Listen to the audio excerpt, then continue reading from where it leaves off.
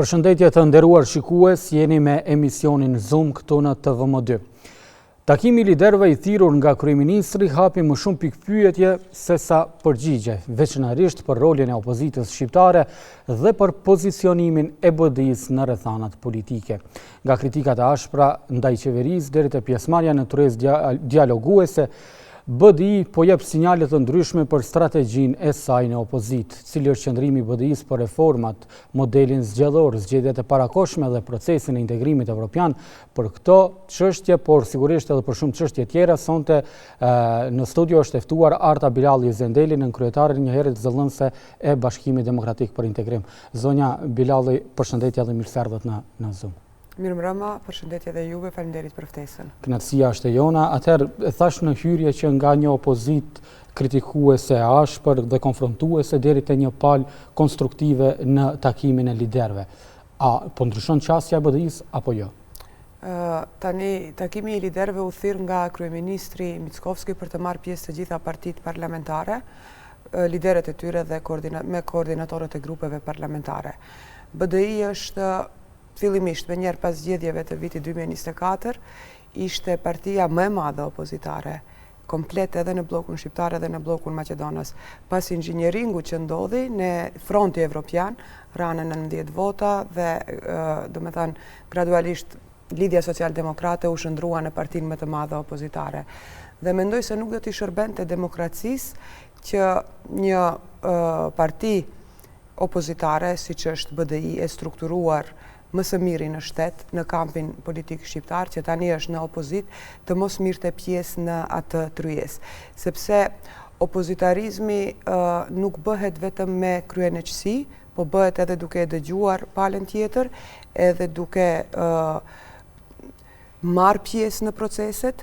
Opozitarizmi ndonjëherë gabimisht mendoj se kuptohet vetëm si dhe sidomos BDI s'kove të fundit i është nënveshur, i nëveshët edhe kur ishte në pushtet, por i nëveshët edhe tani, se është një parti që nuk i kontribon proceseve konstruktive apo proceseve zhvillimore në Republikën e Maqedonisë së Veriut, gjë e cila është e demantueshme shumë lehtë dhe unë nuk e di a kemi kohë tani ta demantojmë. Prandaj, pjesëmarrja në atë qeveri dhe zënja e karikes së një partie opozitare, mendoj se i ka shërbyer shumë demokracisë brenda shtetit, demokracisë brenda kuvendit dhe është në proporcion të drejtë me nevojën për zhvillim të shoqërisë dhe me detyrimin që e kemi për t'i përfaqësuar 137.000 votues të cilët na kanë votuar. Në fakt, ata na kanë votuar për të qenë pjesë e pushtetit, por edhe kur je opozit nuk mund të shndrohesh në një vesh të shurdhër dhe të qëndrosh me kryenëqësi se unë tani nuk jam në pushtet dhe nuk marr pjesë apo nuk kontriboj askundi. Prandaj, vlerësoj se pjesëmarrja e liderit të Bashkimit Demokratik për Integrim aty pati një efekt të caktuar dhe ai efekt thjesht është shërben në të mirën e qytetarëve, në të mirën e shtetit dhe në të mirën e demokracisë dhe proceseve të cilat duhet të zhvillohen në Maqedoninë e Veriut. Megjithatë, zonja Bilali, BDI gjatë gjithë kohës sa jeni në opozit, çështjet me të cilat ka dominuar në diskursin publik, ka qenë çështja e gjuhës shqipe, përfaqësimit drejt dhe adekuat. Nuk dëgjuam pas takimit liderëve që këto tema janë prekur në atë takim.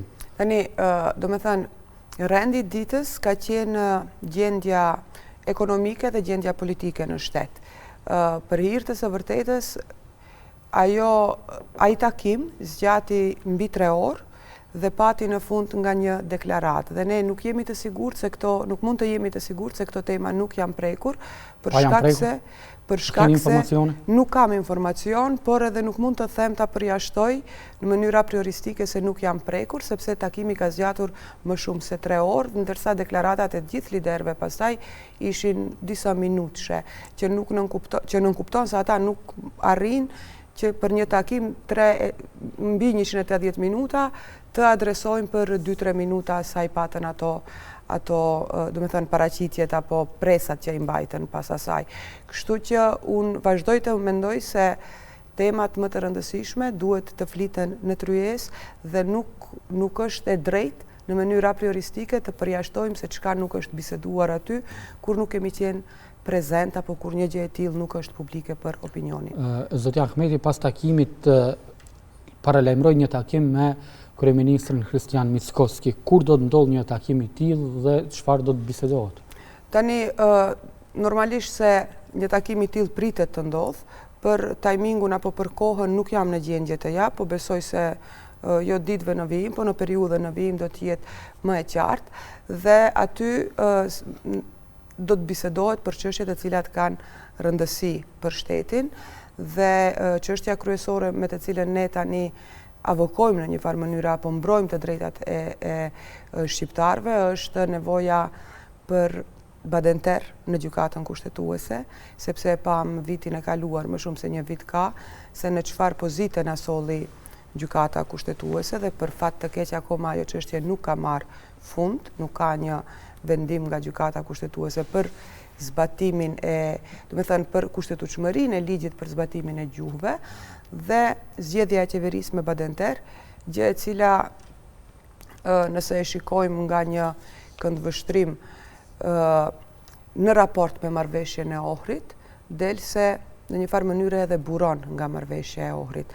Nëse kemi avokuar për legitimitetin gjatë këtyre 2 viteve pothuajse, zgjedhja e qeverisë me badenter është ajo e cila në fakt edhe e zgjidh çështjen e legitimitetit, sepse bazuar në rezolutën e parë të Kongresit të fundit për shtetin unitar, ruajtjen e karakterit të shtetit unitar, zgjedhja e qeverisë me badenter do të nënkuptonte që edhe qeveria të zgjidhet me shumicën e nevojshme, siç është e përcaktuar aktualisht në kushtetut dhe në ligjin për qeveri, po edhe me shumicën e deputetëve jo shumicë. Dhe deputetët që shumicë gjithmonë do t'i ketë ai që e ka legitimitetin dhe të mos vim në situata, siç është kjo tani, që kryeministri apo mandatari i cili do të siguroj një shumicë ndoshta edhe absolute, afër 60 deputet, 58-55, të mundet të arrijë 61-shin me partitë të vogla shqiptare, të cilat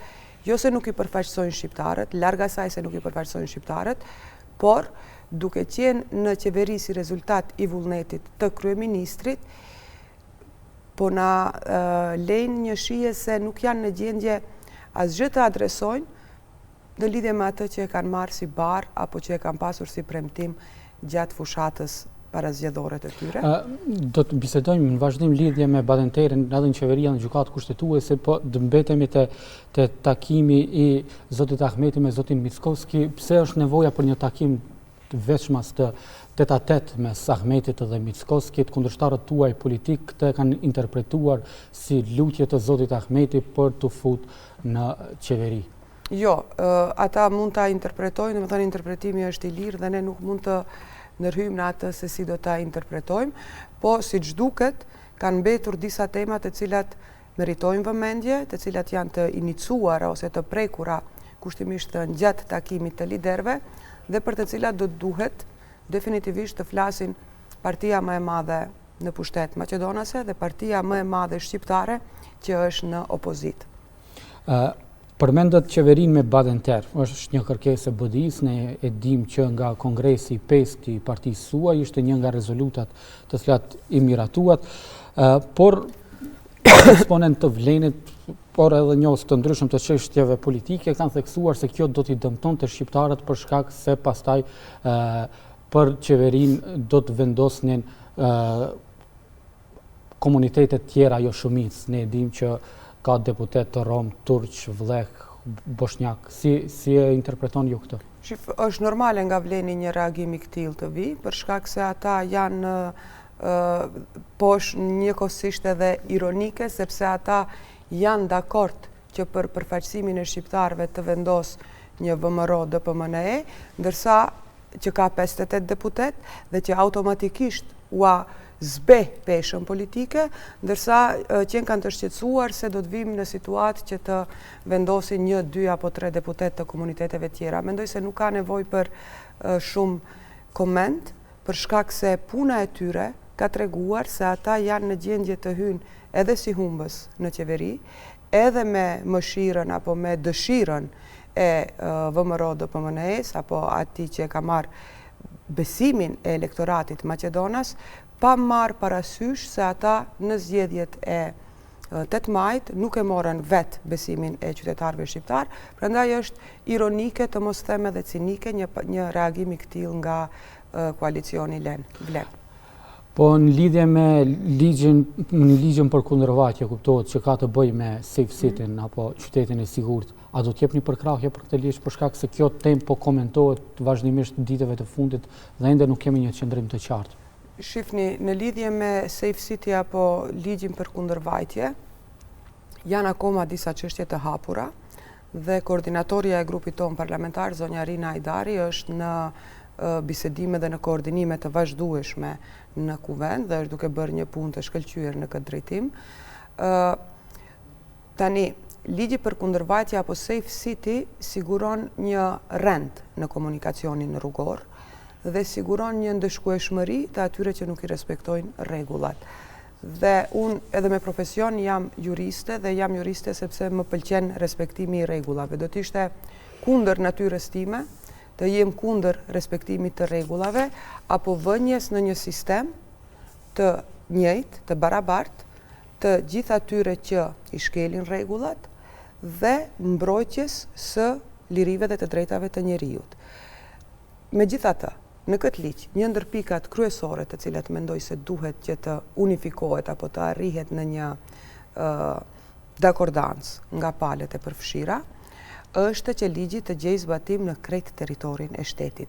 Ligjet janë akte të shkruara, akte normative të përgjithshme dhe karakteristika kryesore që i bën të dallojnë qoftë nga marrëveshjet ndërkombëtare apo nga konventat ndërkombëtare, qoftë nga aktet administrative, është se ligjet duhet të gjejnë zbatim në mbar teritorin e një shteti. Dhe me territor nën kuptojmë pjesën toksore, ujore dhe hapësirën ajrore deri ku një shtet mund ta kontrollojë. Tani, siç është kështu, të vendosura kamerat dhe të funksional sistemi vetëm në 3 qytete, me të vërtet lë shumë për të dëshiruar dhe unë jam e mendimit se rregullat po duhet të vlejnë në gjithë shtetin dhe shkelësit e rregullave po duhet të sanksionohen apo të ndëshkohen në gjithë shtetin.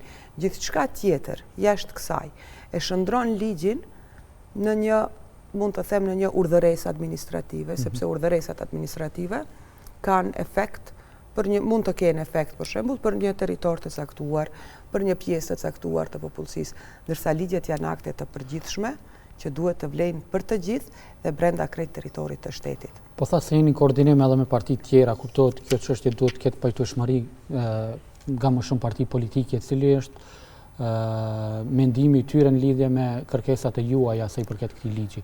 Tani janë disa çështje për të cilat sa jam e informuar kërkojnë kohë. Kërkojnë një kohë shtesë derisa të vendoset në funksion të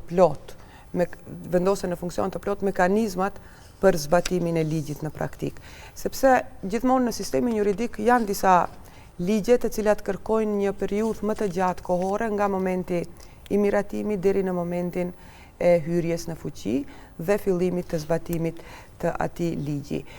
Zakonisht në sistemin juridik në këtë grup të ligjeve bëjnë pjesë ligjet procedurale, ligje që rregullojnë procedimin, për shembull penal, civil, administrativ, me qëllim që edhe palët të njihen me përbërjen e ligjit, por edhe organet shtetërore, që janë ato që e zbatojnë dhe i zhvillojnë procedurat administrative, ligjore, penale, të njihen me kompetencat dhe me detyrat të drejtat e reja të cilat u përcakton ligji procedural.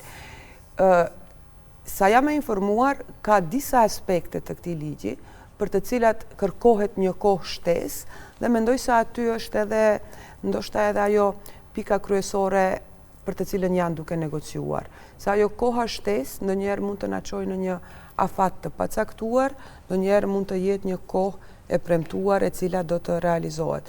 Dhe dyshimet e mia personale janë sidomos në raport me këtë kohën shtesë, se për sa kohë dhe me çfarë garancash ne do të arrijmë që të ketë ligji një shtrirje territoriale, mbar territoriale dhe si i tillë do të jetë ligj në kuptimin e plot të fjalës.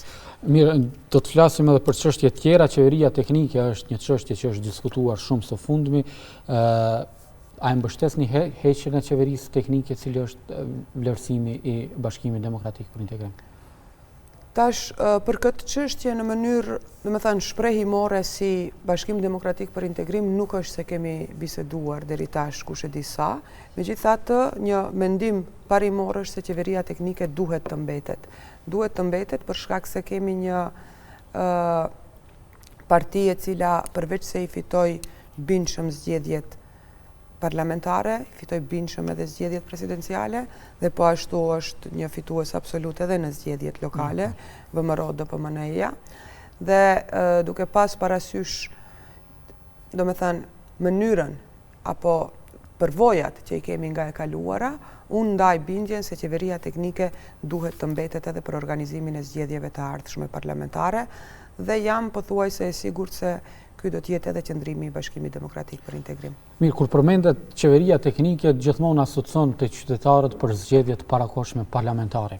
A mendoni që do të ketë zgjedhjet parakohshme parlamentare, ju i keni kërkuar ato vazhdimisht, por pas zgjedhjeve lokale nuk është që keni qenë këmbgulës në zgjedhjet e parakohshme parlamentare. A është BDI e gatshme për zgjedhjet parakohshme parlamentare? Jo, shifni, ne kemi kërkuar zgjedhjet parakohshme parlamentare edhe ndërmjet 2 raundeve të zgjedhjeve lokale. Nuk është se jemi tërhequr nga zgjedhjet lokale. Megjithatë, prap jemi të vetëdijshëm se ajo ju përket atyre që kanë 61 vota në kuvend. Ne qëndrojmë të gatshëm dhe me kërkesë të vazhdueshme për zgjedhjet të parakohshme parlamentare, me qëllimin e vetëm që votuesi shqiptar të zgjedh dhe zgjedhja e votuesit shqiptar të reflektohet në formimin e qeverisë së ardhshme. Gjithçka tjetër që është duke ndodhur apo siç ndodhi në vitin 2024 është gabim dhe nuk i shërben as të drejtave individuale, po as të drejtave kolektive të shqiptarëve. Do të vim në një situatë që nëse kjo situatë, domethënë kjo gjendje zgjat dhe gjithë këto çështje regresohen, shkojnë mbrapa, do të vim në një situatë që votuesi shqiptar të mos ketë as vullnet, as dëshirë, as nevojë për fat të keq për të votuar partitë shqiptare, por të orientohet drejt për drejt te partitë e palës maqedonase. Tani, mund kjo të tingëlloj pak si qëndrim nacionalist, por vetë sistemi jon përmban edhe parti shqiptare edhe parti maqedonase. Partitë politike shqiptare janë ato të cilat gravitojnë në vendet ku ka më shumë shqiptar apo ekzistojnë ku ka më shumë shqiptar dhe janë ato të cilat e marrin barrën për të përfaqësuar shqiptarët. Dhe nëse ne lejojmë që të përsëritet një praktikë e këtillë, që përfaqësuesit shqiptar të zgjedh ai që i fiton apo ai që nuk e ka shumë problem për ta bërë 61-shin, vërtet dëmtohet demokracia, dëmtohet e drejta e zgjedhjes dhe thjesht dëmtohen edhe të drejtat kolektive të shqiptarëve sepse nuk ka kush i mbron.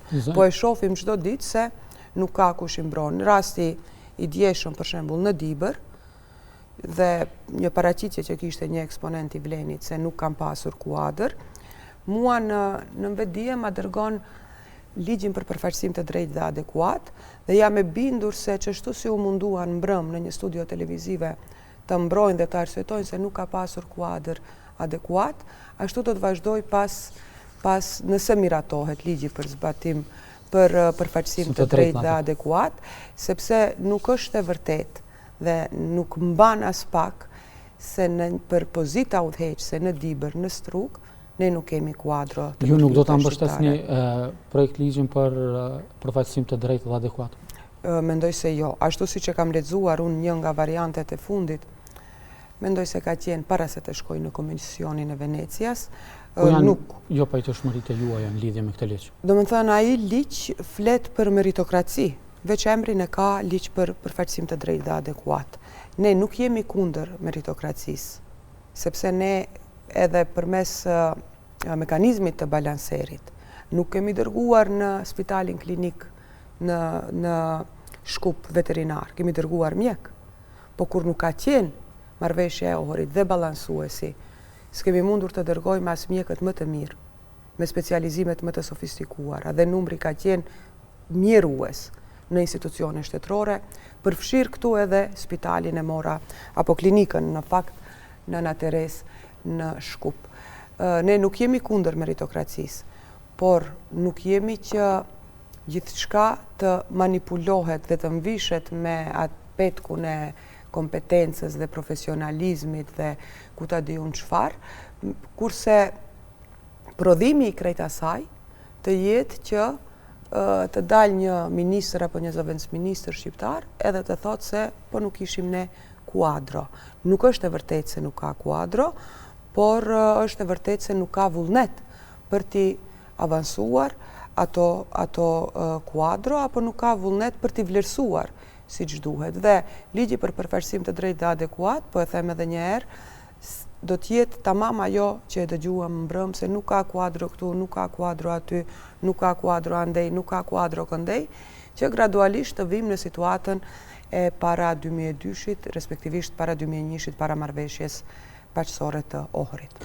Po, zonja Bilali, në ciklet e fundit zgjedhore Bashkimi Demokratik për Integrim ka garuar si pjesë e koalicionit, si udhëheqës e koalicionit, njëherë Fronti Evropian, pastaj Aleanca Kombëtare për Integrim, dhe për një kohë të shkurtër jeni ribrenduar disa herë. Sa kjo ju ka dëmtuar si partia? Keni bërë analizat në lidhje me këtë çështje dhe si do të vazhdoni më tej në ciklet e ardhshme zgjedhore? Do vazhdoni si Aleanca Kombëtare për Integrim apo jo? Shifni, ne jemi grupuar si Front Evropian në zgjedhjet e fundit do me thënë presidenciale, ku si Front Evropian arritëm që për kandidatin ton, Dr. Bujar Osmanin, të arrim një fitore të dukshme, krahasuar me kampin politik shqiptar të atëhershëm, Vlenin. Në zgjedhjet e 8 majit, po ashtu si Front Evropian, ne kemi më tepër vota, shumë më tepër vota, se sa Vleni, sepse edhe ata janë të grupuar, disa parti të vogla, plus disa lëvizje që po krijohen dita ditës të grupuara në Len apo Vlen. Dhe edhe, do me thënë, edhe në zgjedhjet e 8 majit ne fituam, edhe në zgjedhjet lokale, ku shëndruam si Aleancë Kombëtare për Integrim, dhe pësoj pak lëvizje, ai Fronti Evropian u zgjerua edhe me pjesën e Aleancës për shqiptarët të Arben Taravarit, vota popullore apo vota për këshillat komunal ishte në favor të Aleancës Kombëtare për Integrim. Megjithatë në komuna keni pësuar humbje. Po, por ne e dim se këtu një pjesë e madhe e komunave fitohen apo determinuese janë në votat e Maqedonasve. Dhe ne e dim se kanë ndikuar në atë rezultat? Po jo që mendoj, po për shembull në Strug, kandidati ishte shqiptari VMRO-s. Dhe në shumë vende tjera ne jemi në përparësi në listat për këshilltar komunal, në ndërkohë që për kryetar komune ka fituar një kandidati i koalicionit Vlen për shkak të votave të cilat ja ka siguruar partneri i koalicionit, dhe partneri i koalicionit këtë sigurim të votave e ka bërë në mënyrë haptazi, do me thënë, kam pasur jashtëzakonisht bashkëpunim gjatë zgjedhjeve lokale. Po mirë, bashkëpunimet e tilla kanë qenë të njohura edhe në të kaluarën. Edhe ju si BDI keni pasur bashkëpunim në të kaluarën edhe me VMRO DPMN kur keni qenë. Por ne kemi fituar në atë kohë edhe komunat edhe këshillat komunal. Ndërsa tek ta është interesante se këshillat komunal nuk i fitojnë dot, një pjesë të madhe, apo votat në përgjithësi për këshillat komunal kanë qenë në favor të Aleancës Kombëtare për Integrim, kurse votën e kryetarit të komunës e kanë marrë sepse aty kanë qenë të përmbledhura edhe votat e partnerit të koalicionit, sepse ju mund të thoni se ne kemi pasur raste edhe më herët, por nuk e di unë se ka ndodhur më përpara që një kryeministër më shumë të mirret me pjesën perëndimore të shtetit, sesa me komuna, do me thënë në pjesën perëndimore, me qëllimin e vetëm për ta ndihmuar partnerin e koalicionit, sesa në komunat të cilat ka synuar ti fitoj. Dhe po ashtu nuk jam i sigurt në qoftë se ka ndodhur gjithmonë që në komunat të caktuara, pala Maqedonase, të mos ketë prej fillimi, prej në start të mos ketë fare kandidat për kryetar komune. Kjo flet shumë Dhe kjo ka arritur në fakt edhe të krijoj një mjegulli në lidhje me votat, sepse një pjesë të madhe të votave të cilat tentojnë që t'i fakturojnë për veten e tyre, në fakt janë votat të partnerit të tyre të koalicionit. Zonja Bilaldi, një tjetër gjë që kërkon qartësi në këto momente, duke marrë parasysh lajmet e shumta që kanë dalur për një takim mes kryetarit të LSDM-s Venko Filipçi dhe kryetarit të BDI-s zoti Ali Ahmeti para takimit të liderëve, nëse s'gaboj, sa është kjo e vërtet dhe çfarë është biseduar nëse veç më ka pasur një takim të tillë? Më thënë, çështja po është e vërtetë, e ka konfirmuar edhe zotëri Venko Filipçi dhe e kemi konfirmuar ne si Bashkim Demokratik për Integrim.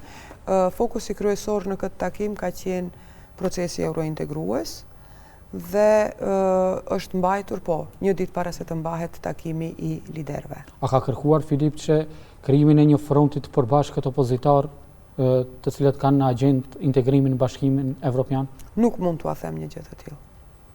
Mirë, do të flasim vazhdim lidhje me modelin zgjedhor. Keni thënë se për ju është e pranueshme një njësi zgjedhore me prag prej 5% dhe lista të hapura.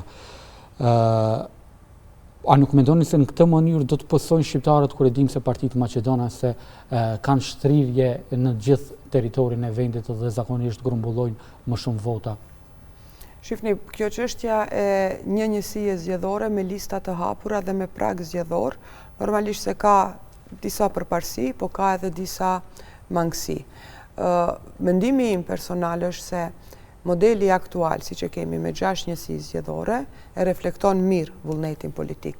Në aspekt të asaj se do të pësojnë shqiptarët, me pragun prej 5%, me një bashkim dhe strukturim të mirë të partive politike shqiptare, për ta pamundësuar, do me thënë, paraqitjen apo jo ekzistencën, po garimin e 10-12 partive shqiptare, pragu prej 5% do t'jetë, si pas mendimit tim, do t'i detyroj që të bëjnë koalicionime dhe të mos përçahet vota shqiptare. Dhe gjithmonë sa më të bashkuar që jemi, aq më shumë mandate edhe fitojmë.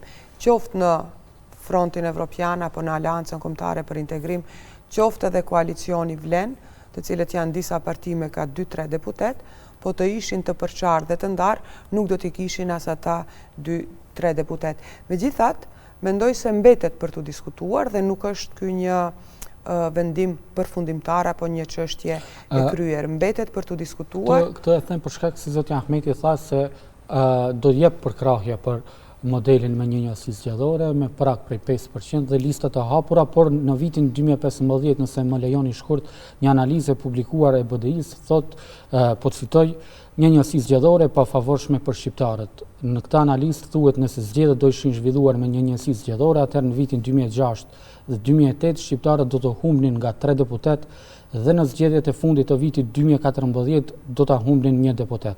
E nëse këtu do të vendose edhe pragu prej 5%, që është i zakonshëm në raste të tilla, atëherë deputetet e fituar do t'i takonin vetëm partive më të mëdha politike të shqiptarët BDI dhe PDSH në atë kohë, kurse për gjedhoj 2-3 mandatet e partive më të vogla shqiptare do të kalonin te Partia Maqedonase.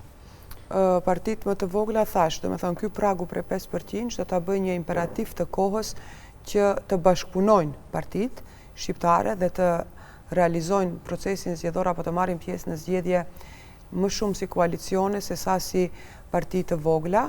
Megjithatë, mbetet për të diskutuar akoma më shumë në atë periudhë, do me thënë, kur kishim shumë parti që lëviznin shqiptare, vërtet se nuk është se kemi dhënë kanë pasur mundësi partitë e vogla të japin një kontribut të madh në zhvillimet shoqërore.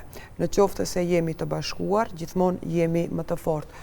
Por, po e them edhe një herë se mendoj se mbetet për të diskutuar akoma çështja e modelit zgjedhor dhe kur eventualisht do të mund që të bëhen këto ndryshime.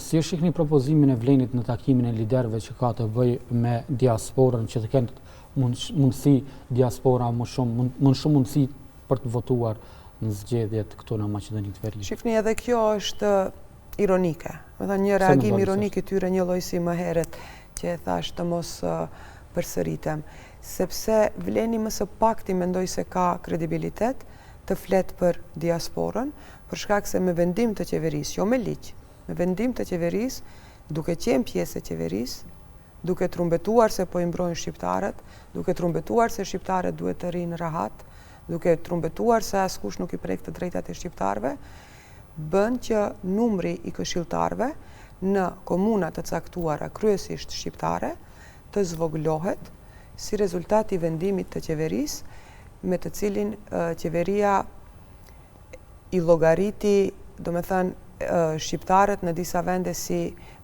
nuk e përllogariti diasporën si pjesë përbërëse e numrit të përgjithshëm të popullsisë, nga e cila automatikisht mvaret numri i këshilltarëve komunal në komuna të caktuara. Dhe diaspora është patjetër se pjesë përbërëse dhe pjesë jashtëzakonisht e rëndësishme e këtij vendi, sidomos e shqiptarëve, dhe mendoj se me vullnet të mirë politik mund të arrihen modalitete për të mundësuar votimin e diasporës, mirë po, ata që e fshin diasporën nga përllogaritja në numrin e këshilltarëve, mendoj se më së pakti kanë të drejtë morale të flasin për këtë çështje. Do të ishte më mirë që të ishim pak më të zgjuar në momentet kur është sjell vendimi i qeverisë, sesa post festum të zgjohen dhe të flasin diçka vetëm për pikë politike, thjesht për ta mashtruar apo për ta joshur me mashtrime opinionin. Nëse veç më kemi ndryshime në kodin zgjedhor, pritet që në pranverë diskutohen ndryshimet që do të ketë në kodin zgjedhor, çfarë tjetër sipas jush duhet të ndryshojë? Vetëm modeli zgjedhor apo ka edhe gjëra tjera? Çështja e diasporës mund të shqyrtohet, mendoj. Për modelin zgjedhor, ju lutem të jemi të rezervuar, sepse nuk është çështje e mbaruar ajo, do të shifen se si mund të menaxhohet që të jetë më së miri në shërbim të demokracisë dhe votës së lirë të qytetarëve. Dhe tash vërtet është pak vendosni në pozitë jo të mirë për shkak se është shumë, mendoj se është jashtëzakonisht herët, akoma nuk janë bërë grupet e punës, akoma nuk ka një nismë konkrete, ne jemi akoma në atë, do të thënë unë nga Gostivari edhe me efektet e fushatës së 11 janarit, po para asaj të kongresit, mendoj se do të kemi një qëndrim të unifikuar si Bashkim Demokratik për Integrim, apo edhe si Aleancë Kombëtare për Integrim, dhe do t'i prim situatës kur do të ketë vendim dhe kur do të ketë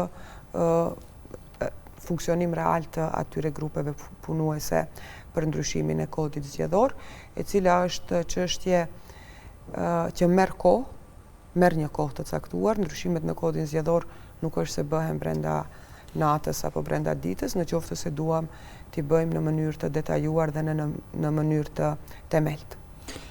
Si qëndrojnë marrëdhëniet tuaja me ata që janë larguar nga AKI-ja apo nga Fronti Evropian, kam fjalën për zotin Sela dhe zotin Thaçi? Tani ata janë larguar, bëjnë opozitë autonome, po edhe ne jemi opozitë, nuk është se kemi raporte të prishura apo raporte të acaruara me ata. Çdo subjekt politik që futet në një koalicion ka të drejtë që vetë ta vlerësojë se sa do të qëndrojë aty dhe kur do të largohet. Ndodhen ato lëvizje që ndodhen, normalisht ne shpresojmë që edhe kështu të ndarë, edhe ne pa ata, po edhe ata pa ne, do të arrijmë që të adresojmë, të artikulojmë dhe të realizojmë sa më shumë të drejta në favor të shqiptarëve, në të mirën e shtetit, në të mirën e përgjithshme. Keni bërë thirrje që partitë politike të cilat gjejnë veten të bashkangjiten në Bashkimin Demokratik për Integrim, kemi të qartë që tani më Partia Demokratike Evropiane e zotit Hoxha ka treguar gatishmëri për të shkrirë në BDI, a ka tjera sinjale apo jo? Po, Partia Demokratike Evropiane e zotit Arjanit Hoxha, jemi në pritje të shohim. Tash për tash nuk ka sinjale tjera, po nuk përjashtohet një gjë e tillë. Si do të zhvilloni bisedimet me partinë e zotit Hoxha? Do të integroni ata në kryesinë qendrore apo si do bëhet kjo? Ka mundësi, do me thënë edhe në statut ka disa dispozita të cilat në një farë mënyre e rregullojnë apo mund të japin një drejtim një procesi të atill. Po mendoj se më shumë kryetari i partisë me kryetarin e Partisë Demokratike Evropiane, mendimi im tash nga kjo pozitë, po mendoj se do të merr fund shpejt ajo çështje. Po përmendëm komunikimin tuaj me parti tjera politike që ishin pjesë e koalicionit, po me partit në pushtet, konkretisht me koalicionin Vlen. Si qëndron komunikimi i BDI-s? A keni marrëdhënie? Tani, ndoshta grupi parlamentar i joni ka komunikim me grupin parlamentar të koalicionit Vlen, sepse është natyra e punës në kuvend që kërkon një gjë të tillë, ndërsa sa u përket raporteve kështu si parti, si struktura, ne tani zhvilluam 2 fushata më 11 janar në Vrapçisht dhe në qytetin e Gostivarit, dhe mendoj se fushatat kanë qenë mjaft të ashpra, dhe një ashpërsi e tillë në fushat nuk vjen nëse ti ke raporte të mira me dikënd. Nuk dua të them se ne në asnjë moment as nuk jam i thare, as nuk më pëlqen të vendosemi në pozita të armiqësisë me partitë politike, kushdo qofshin ato, po thjesht jemi kundërshtar politik. Mirë, për fund, zënja Bilalli, për sa i përket ligjeve që kanë të bëjnë me agjendën reformuese, dëgjojmë kryeministrin çdo ditë që thotë se pret që për këto ligje të mos ketë kushtëzime për shkak se janë ligje që kanë të bëjnë me procesin eurointegrues të vendit. Cili është qëndrimi juaj? Do të shohim. Domethënë kjo si ligje reformuese tingëllon paksa e përgjithshme. Mendoj se një detajizim më i saktë të kush janë këto ligje, për çfarë reformash bëhet fjalë e tjerë, do të na ndihmojë shumë që ta marrim qëndrimin ton. Megjithatë, në përgjithësi ne jemi edhe një nga rezolutat e Bashkimit Demokratik për Integrim, rezoluta e 4 është për rrugën evropiane. Në qoftë se këto ligje reformuese i shërbejnë rrugës eurointegruese të Maqedonisë së Veriut, qëndrimi im personal, prapë them, është se rruga drejt Unionit Evropian duhet përkrahur, pa mos harruar se një çështje kyçe apo çështja kryesore mbeten ndryshimet kushtetuese. Dhe mendoj se në këtë situatë është më mirë të nisim nga kushtetuta si akt më i lartë normativ dhe pastaj edhe ligjet reformuese, po do duhet t'i shikojmë në mënyrë më të detajuar dhe të shohim se pse janë futur në paketën e ligjeve reformuese dhe çfarë reformash në fakt do të sjellin, për ta marrë pastaj edhe vendimin përkatës. Atëherë ju falenderoj që ishit pjesë e misionit tonë. Faleminderit edhe juve për mundësinë. Ishte kënaqësi, shikues të nderuar, ju falenderoj edhe juve për vëmendjen. Nga unë Ersan Pajaziti, natën e mirë.